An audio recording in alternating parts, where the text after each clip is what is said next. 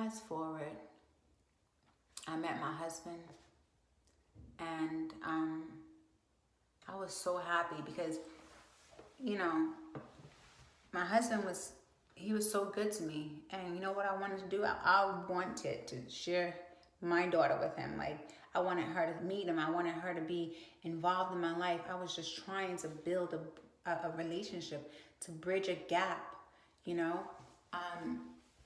So when we were just dating, I asked her, hey, why don't you come up here with your girlfriend? And I got some tickets. I'm going to buy extra tickets for you. Come up here to New Jersey and go with me. And she was like, I don't got no money. I was like, I got you. And she came up there, and I got her all dressed up. I did her makeup and everything. And me, her, my boyfriend at the time, and her girlfriend, we went. And look how I acted. All right, we're live at the Desk Coat movie premiere, and the line is wrapped around the darn movie theater. Jawi is doing his thing. It's a whole lot of supporters. That's what I'm talking about. Let's support our guy. All for him. That's what's up. Hey, babes. A lot of the moments that were really big, I wanted to share with my daughter. Despite that disagreement we had, I wanted to be whatever she allowed me to be in her life. I wanted that to be. So when it was time for us to do a gender reveal to see what me and my boyfriend at that time were having, you know, I had to call my daughter. And it was me, her girlfriend, and my husband. Well, he was my boyfriend at the time, and my 2 kids. And we all went in there together, and we found out that we were having little Byron. Hello world, it's me, Ebony Marie. We just found out what we're having. You see my boys over here, and my daughter is here. So we are having a boy. A what, babe? Come on, man, a boy. We're having a boy. Throughout the pregnancy with little Byron, I was having such complications. The doctors were telling me that he wasn't gonna make it. It was so stressful. And it was one of the scariest times in my life. I thought I was gonna lose a kid before I even had a chance to have him. And I loved him so much before I even saw him. So I went to me and my husband was gonna get married December 19th of 2014. And you know what?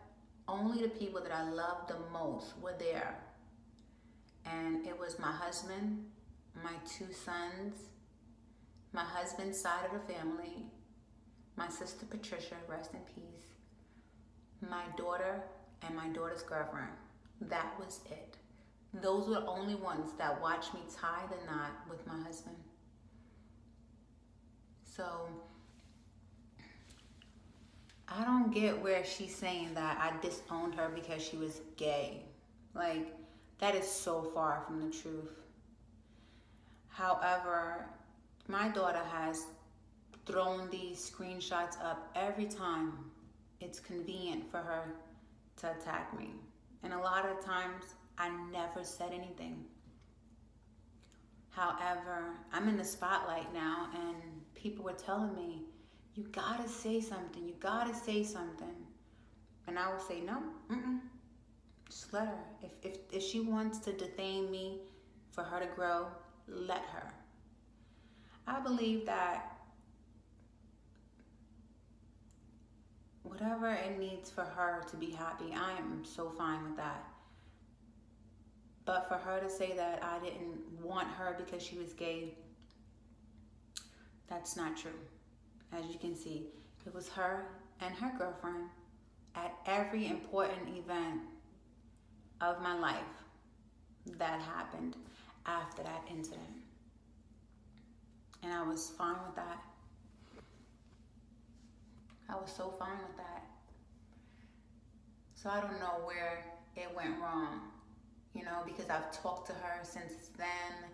I've gave her money. I spent time with her. We went out to eat. We've, you know, we've bonded.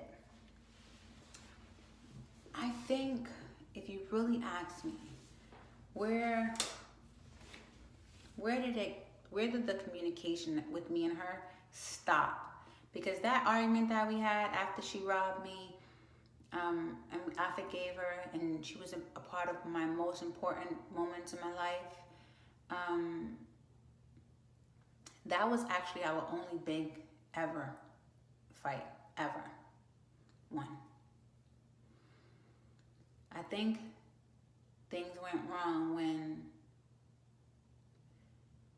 she started being manipulated by a sibling of mine. You see, I have this sibling who, to me, she's living a miserable life. You know, she can't be happy for anybody else. She's constantly hating on people. She's sleeping with people's men. You know, I remember when I told this sibling that I was engaged, right? My little ring. She told me, after I told her I was engaged, she looked at the ring. She was like, oh, well, my baby daddy is going to get me a ring so big, it's going to fall off my hand. And then I just find out that he's like beating her up really bad and snatching braids out of her hair. And, you know, and she's living in an apartment that's not even hers for 5 years.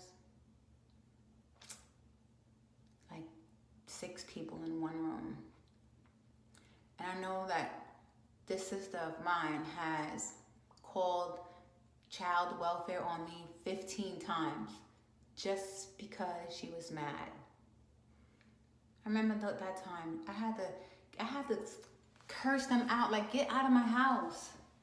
Because she just kept calling, because she would get drunk and she would just want to destroy my life because I chose to live better than she did. So I think it went wrong when that sister began to manipulate my daughter. My daughter, that sister, she befriended my daughter on social media. And my daughter went down to visit her. My daughter was innocent. Let me just put that out there right now. She was innocent. She didn't know that my sister was like manipulating her. And I didn't want my daughter down there. I thought my daughter was too good to be influenced by her. You know, I wanted my daughter to finish, go to college. And my sibling was sitting there getting drunk, you know, trying to tell her, you know, have a drink. My daughter at that time was like 19 years old. I was disgusted, you know. Have you ever just been so disgusted at a person, like, ill? That's how I felt when I see my sibling. Like, man, you could be so better off if you would just lose that personality. And I hated that my daughter was hanging out with her. I felt like my daughter was like this swan. I felt like she was like in college. She didn't need to be around people that were getting drunk, because alcoholism destroyed my life. I don't drink anymore. Alcoholism, my sister just died from that this year. My dad is still an alcoholic. Alcoholism runs in my family so hard. And I don't want my child to have no part of that. And so I was like, you know what? I'm not even going to do it. I'm going to step back and I'm going to let her live her life. Because who am I to tell her who or what she can be around? I have no authority. I'm just the woman that gave birth to her. No matter how much I loved her, I know that I didn't want to be involved with the cattiness that my sibling had, because I didn't want nobody calling no child welfare on me anymore just because they were mad. And my sister did that so many times. So I just took a step back. I had to focus on making sure that little Byron was going to live. I was struggling with that. The doctors were telling me he's not going to make it. And so I just took a step back. And I didn't want no part of no one's drama. Nope. I didn't want no part of it anymore. I figured that at that moment, it was time for me to raise my boys and be the best that I can be, because I cannot help anybody if I'm broken. So I took a step back and I reached out to my daughter, I think it was a couple of years ago, like about a year ago. You know what? Because I just felt like, as a mother, you never know if you're wrong or if you're right. And so I reached out to her and I wanted to apologize. I don't know why. I just said, if I've ever offended you, I'm sorry. If I ever made you feel less than what you're supposed to feel like, I'm sorry. I told her how much I loved her. I told her that she was the biggest sacrifice ever. Because no mom, it's not easy to give up a child that you know deserves better than you. And her response was, it was real cold. Like I felt like she was trying to get me to say something negative so she could screenshot the conversation again. So I just let her know, like, listen, I don't understand where the animosity is coming from, but I want to tell you one thing. I love you. And she kept trying to be negative. And the next thing I know, I was blocked. I had no idea why, but I figured her hanging out with my sibling,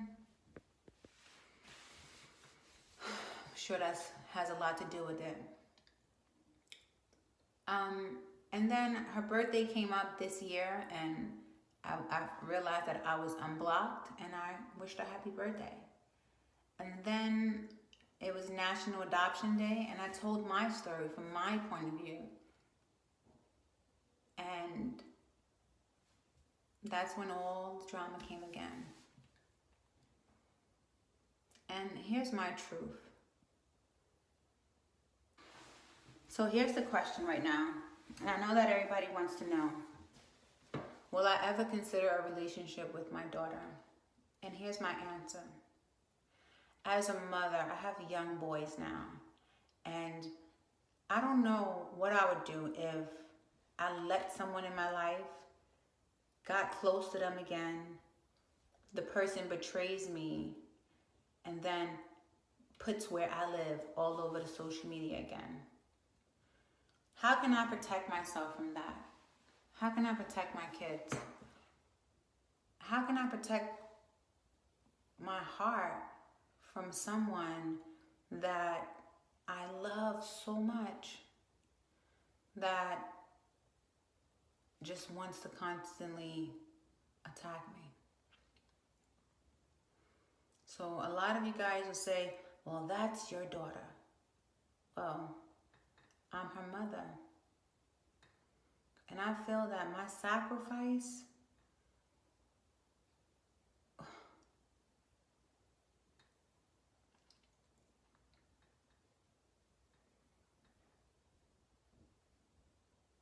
sometimes you just want to hear the word thank you.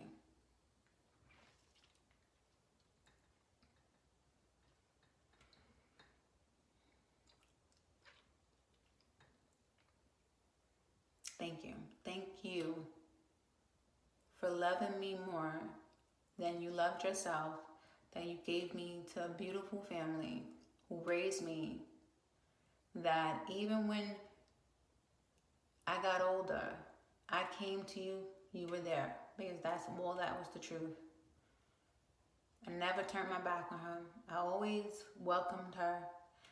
After she robbed me, we had an argument, big, as you can see.